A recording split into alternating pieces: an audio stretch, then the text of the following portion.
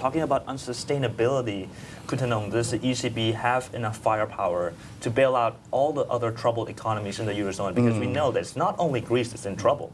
Yeah, I don't think so. I think mathematically it's impossible to bail out all the European nations. If you look at the debt of Italy alone, it's more than 2 trillion US or euro, and that's a massive amount of money. I don't think the ECB or any entities in this world can bail out Europe, save for the Federal Reserve that might be in a position to print unlimited amount of money. But at the end, if you have too much money chasing after fewer goods, and the end game, you will be facing a situation of hyperinflation or a loss of confidence in that currency. I think now many of the European nations are starting to realize their mistake of abandoning their printing press.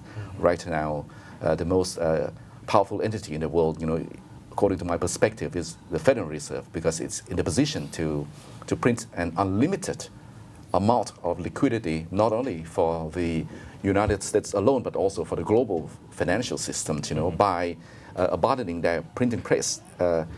Countries like Spain, Portugal, Italy, France, or Greece, have transferred their sovereignty, to a central body, which effectively is the European Central Bank, to formulate policy on their behalf. And as Kopsith, has earlier pointed out, there have been divergences.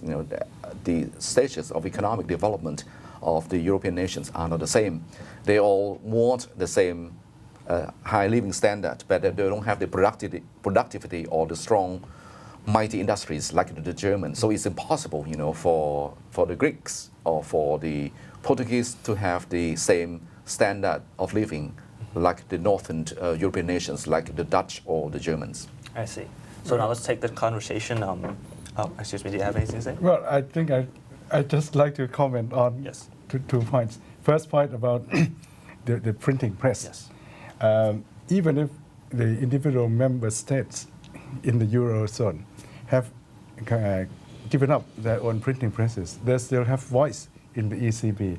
And it seems to me that the Europeans can still turn to the ECB and tell it to print more money, because it's just a change of the rules, how the ECB is run.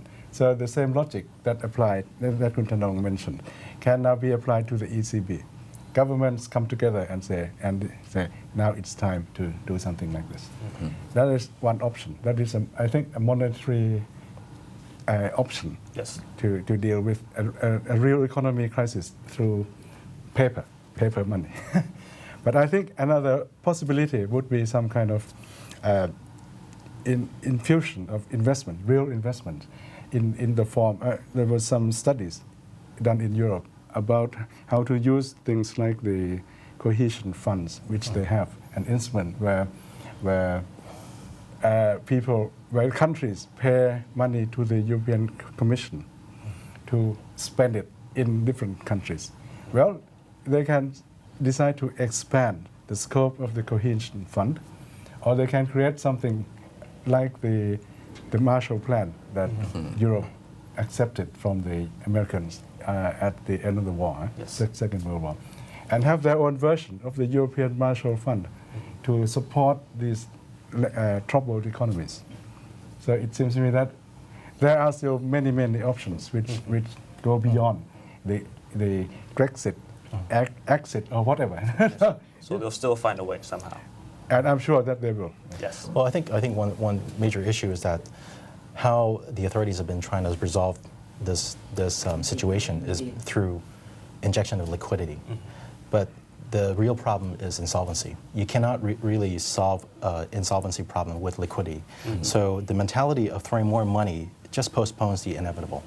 How do you resolve the competitiveness gap between Germans and the non-Germans within the Eurozone? That's going to be the major issue. Now, if they manage to keep Greece in, but they continue to violate the Maastricht Treaty, I think it's inevitable that the Eurozone will have to fall apart. The Euro, as Ajahn was saying, was that if it does survive, I think it might be in the shell of, it might be a shell of the currencies of the Northern Europeans where they have more higher competitiveness. It could be Germany, France, the Finland, and Austria. Could be the new Euro. But then if you continue to keep the non-competitiveness, the non-competitive countries within the Eurozone, the imbalances will resurface again.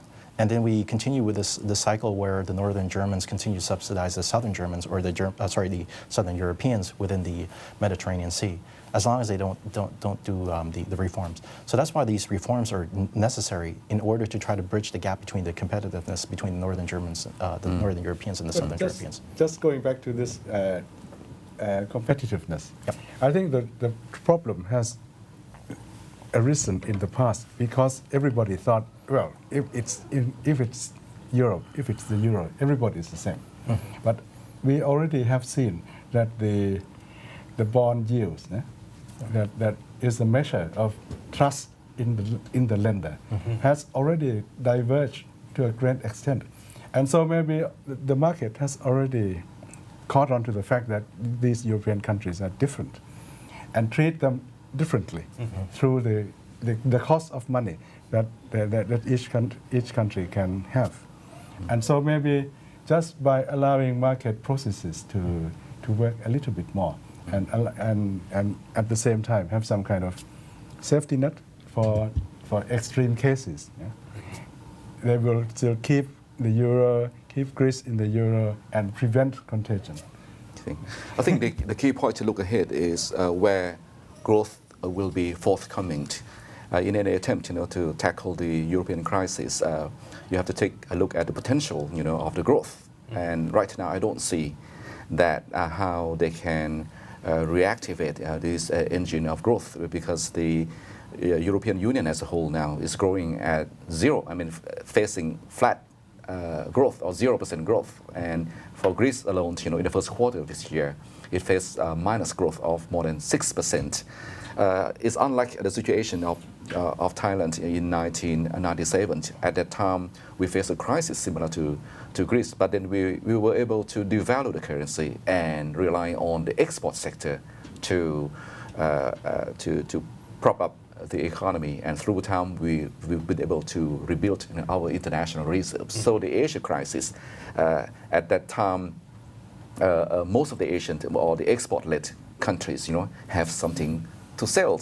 Unlike the European countries now, I think they are more like in the consumption mode, relying heavily on government spending, on the services sector, on tourism, real estate, But the manufacturing industry are not as competitive, as those in Asia, particularly China or India. And another main reason is that I see that we might come to the end cycle, of this growth. I mean, grand design, of the growth pattern. Remember, we have a crisis in 2008 with the collapse, of the subprime market in the United States, and ever since there hasn't been any real restructuring. The U.S. pumped, liquidity to solve the problem without any restructuring, and the same situation is happening now in Europe. There has never been any talk about a need for restructuring, save for they are discussing austerity or growth or more debt or less consumption, but nothing about restructuring. Unlike Asia, we went through a very painful restructuring process. Look, we've lost our banks, we lost lots of our industries, and same thing, with South Korea and Indonesia. But if you say, well, what are the unused resources that can now provide the growth in Europe? It's the people.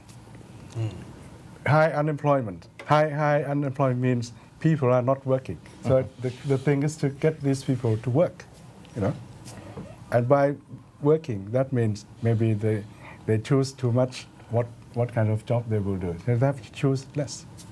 And I think we all agree that they are highly educated and qualified and quite clever people, Yes. So I'm sure that they will think of something.